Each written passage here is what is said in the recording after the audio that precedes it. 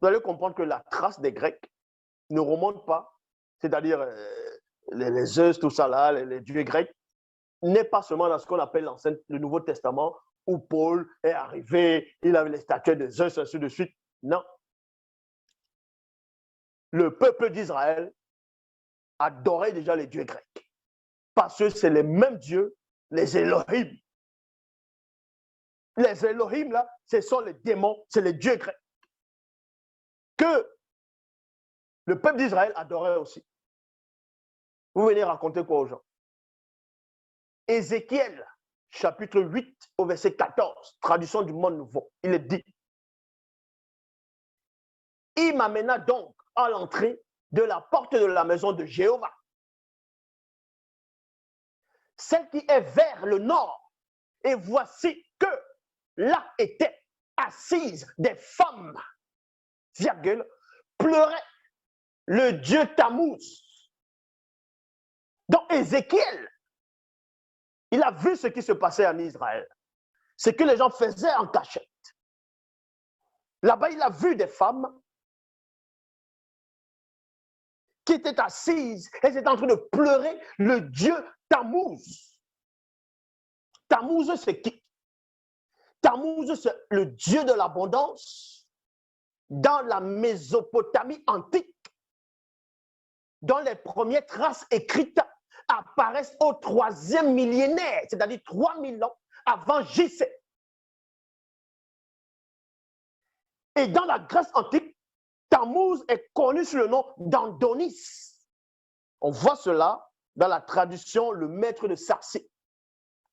Et m'ayant mené à l'entrée de la porte de la maison du Seigneur, virgule, qui regarde du côté du septentrion, je vis des femmes assises en ce lieu qui pleuraient Andonis. Andonis, c'est qui dans la mythologie grecque? Traduction Abbé Filion.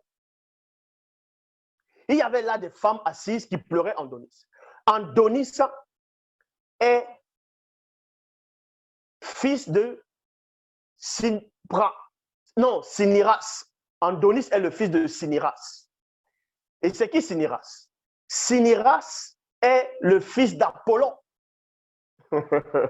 Donc vous comprenez que depuis même la Mésopotamie antique, je vous dis tout le temps que c'est les mêmes démons à chaque civilisation, ils changent juste de nom. On les représente autrement, mais ce sont les mêmes démons depuis la Genèse. Quand il est dit, faisons l'homme à notre image. Mais après, les faisons l'homme à notre image, on sait que ce sont les Bamuloloma Bungulani du 3e ordre, ce sont les anges déchus. Mais bon. Et quand les anges vont s'accoupler avec les femmes sur la terre, les femmes noires de la lignée de Pongisson, ils vont donner naissance. Non, avant ça, ils vont d'abord s'accoupler avec les mammifères, les animaux, et ainsi de suite. Ils vont donner naissance à ce qu'on va appeler les Béjetchets. Donc, les démons de différentes espèces. Et parmi ces démons, et après, ils vont s'accoupler avec les femmes sur la terre, ils vont donner naissance aux Blancs. Et c'était ça la mythologie grecque. Que les Grecs ont pris, ils ont recréé à leur façon, retransformé l'histoire pour extirper l'essence de la spiritualité de l'homme noir dedans. Ils sont allés faire des récits sur, ils ont même fait les chevaliers du Zodiaque, où on parle d'Andromède, la chaîne d'Andromède. Vous voyez, ce garçon, on ne sait même pas si c'est une femme ou si c'est un homme. Il a la chaîne d'Andromède, son grand frère c'est Iki, donc c'est Phénix. Et dans la mythologie grecque, Andromède, c'était une princesse c'était une belle femme, Andromède, dans la mythologie grecque, dont le Kraken devait arriver dont on a envoyé un héros, le fils de Zeus, un demi-dieu, pour aller, c'est ce demi-dieu-là qui a aidé Andromède, pour qu'on ne tue pas Andromède. Or, tapez la vraie histoire d'Andromède. Andromède, c'était une noire, une éthiopienne. La vraie histoire d'Andromède, pas dans les mythologies grecques, c'est une éthiopienne. Donc, ils vont en Afrique, ils récupèrent, ils vont transformer, ils vont dire Yahvé, Adonai, Jéhovah et Elohim, ils vont descendre au fur et à mesure. Je répète, tous les dieux des religions que vous adorez dans ce monde, ce sont des démons. Donc,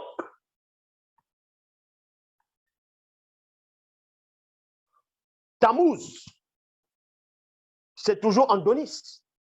Mais sauf que dans la Babylone antique, ou bien la Mésopotamie antique, elle est connue sous le nom de Tammuz, ou dans d'autres versions du Tammuz.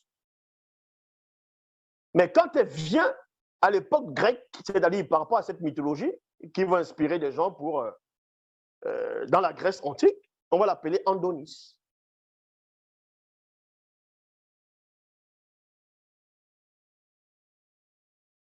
Maintenant, on vous dit ici, la première référence grecque connue mentionnant Andonis provient d'un fragment d'un poème c'est-à-dire de la poétesse Sappho, vers 630 vers 630 moins, vers 670 avant JC, dans lequel un cœur de jeune fille demande à Aphrodite ce qu'elles peuvent faire pour pleurer la mort d'Andonis.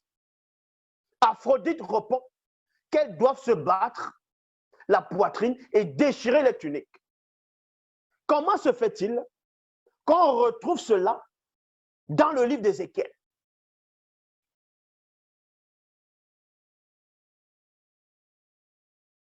Ce récit-là, je répète, la première référence grecque connue mentionnant Andonis provient d'un fragment d'un poème de la poétesse Sappho vers 630, vers 570 avant JC, dans lequel un cœur de jeune fille, exactement comme on a vu dans Ézéchiel chapitre 8 au verset 14.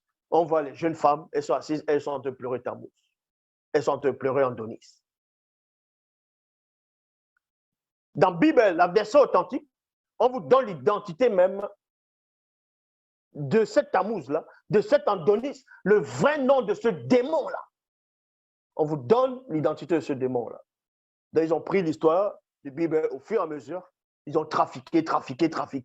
Ils vont écrire Tammuz, Andonis. Ils vont changer l'apparence, et ainsi de suite.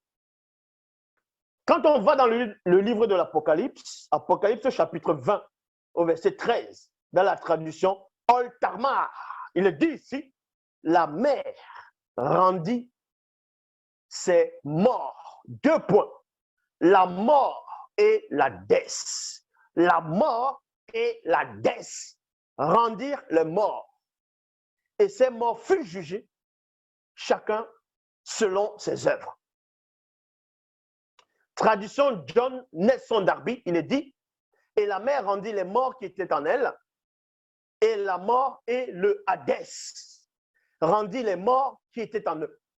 Traduction œcuménique de la Bible, la mer rendit ses morts, la mort et l'Hadès rendit les morts. C'est qui Hadès? C'est quoi l'Hadès et c'est qui l'Hadès? Hadès c'est écrit en quoi? C'est quelle langue ça? C'est la langue hébraïque ça? Dans la mythologie grecque, les enfers, parce que Hadès aussi ça veut dire les enfers au pluriel est le nom du royaume des morts. C'est un lieu souterrain où règne le dieu Hadès. Raison pour laquelle on parle souvent du royaume, c'est-à-dire du royaume d'Hadès ou de l'Hadès tout court. Et Hadès était le frère de Zeus. Vous êtes en plein dedans dans la mythologie grecque. Vous dites que Yahvé est le Dieu unique. Ce n'est pas Yahvé lui-même qui dit dans Exode chapitre 20, je suis l'Éternel ton Dieu, tu n'auras pas d'autre Dieu devant ma face. Ça dit qu'il reconnaît néanmoins qu'il y a d'autres dieux qui existent.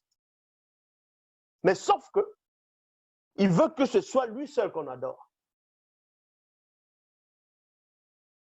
Elohim, c'est le pluriel. Ça veut dire qu'il y avait plusieurs personnes qui parlaient.